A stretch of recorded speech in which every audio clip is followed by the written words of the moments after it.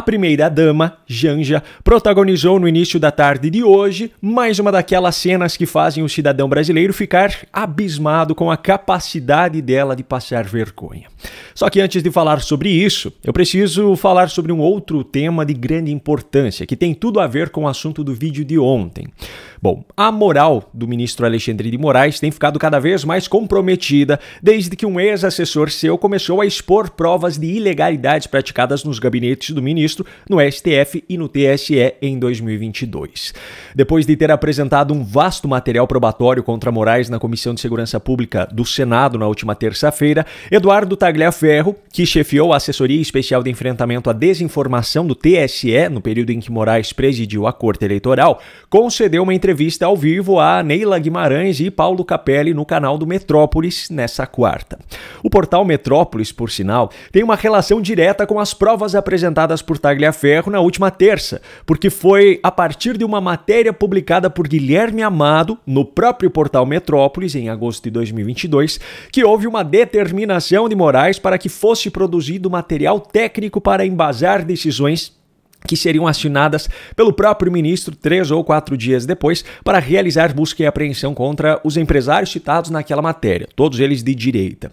Essa operação, naturalmente, na época provocou revolta por parte de parlamentares que passaram a pressionar o gabinete do ministro. Foi então que Moraes, através do juiz instrutor do seu gabinete no STF, Ayrton Vieira, encomendou um novo material técnico e foi aí que surgiram aqueles mapas mentais montados pelo próprio Tagliaferro para dizer que houve toda uma investigação para que se chegasse a essa decisão.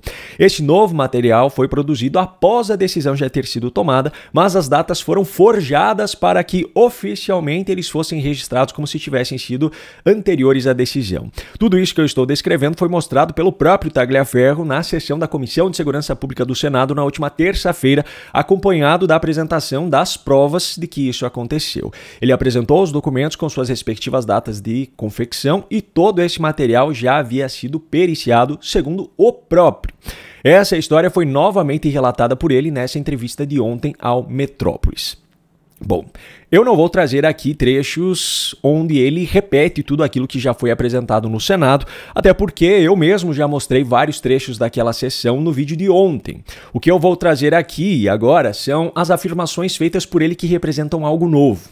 Um dos pontos que eu preciso destacar aqui é em relação a uma comparação feita por um dos jornalistas, porque esse é o tipo de associação que jamais seria feita, por exemplo, na Globo de hoje. Há semelhanças com a Lava Jato, na sua opinião?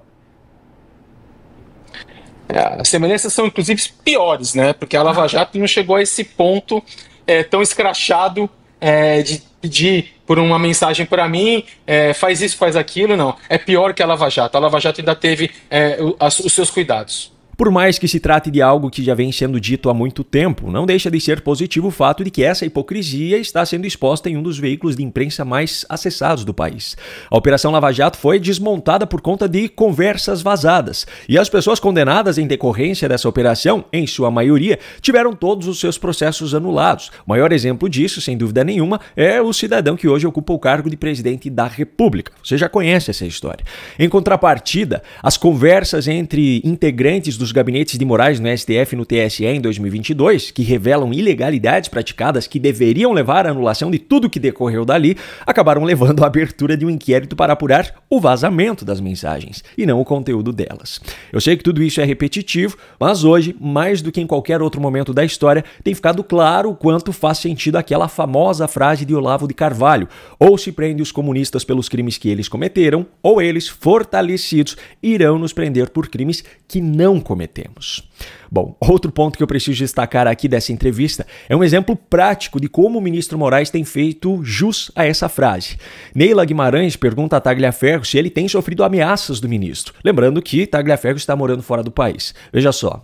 Bom, diretamente ele não faz ameaça. A ameaça feita por Alexandre de Moraes é uma ameaça em modo processual. Se vocês fizerem uma análise, fizerem uma pesquisa, vocês vão perceber que o processo que mais anda, o processo mais veloz do país é o processo ao qual eu estou respondendo, né? Ele já teve aí 168, 170 movimentações em menos de um ano, descontando aí o período de recesso do judiciário, ou seja, uma movimentação a cada um dia.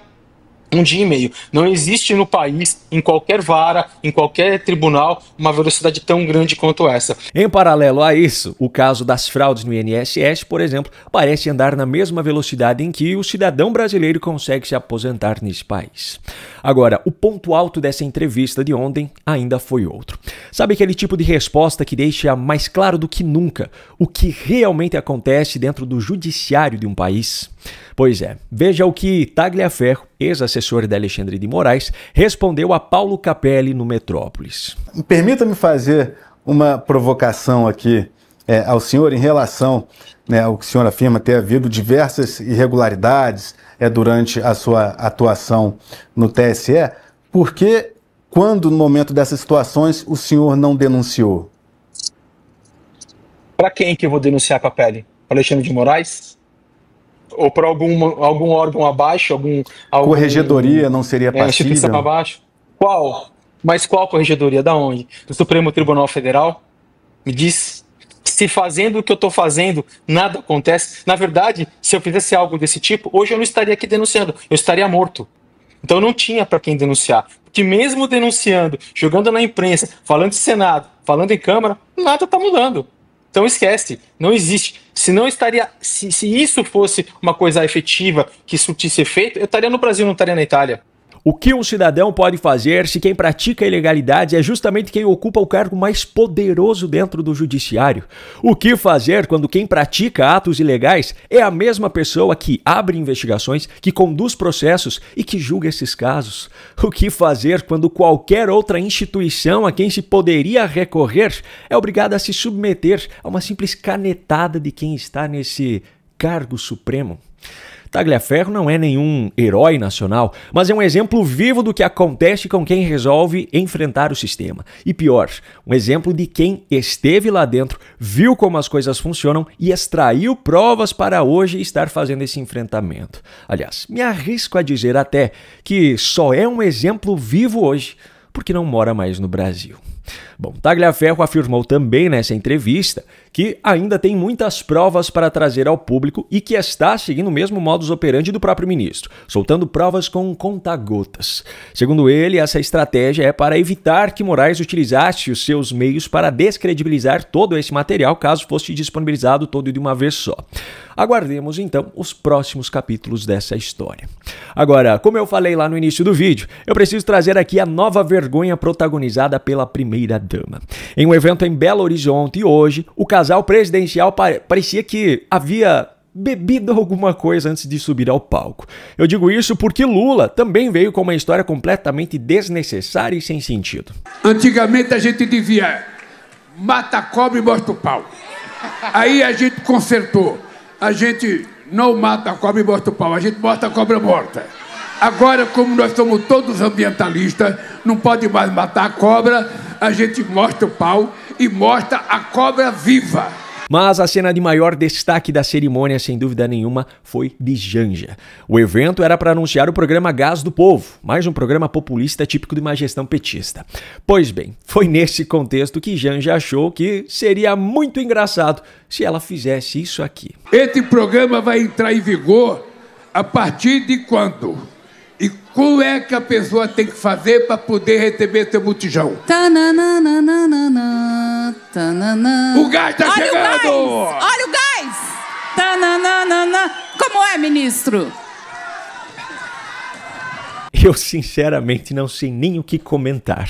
Me diga você a sua opinião aqui nos comentários.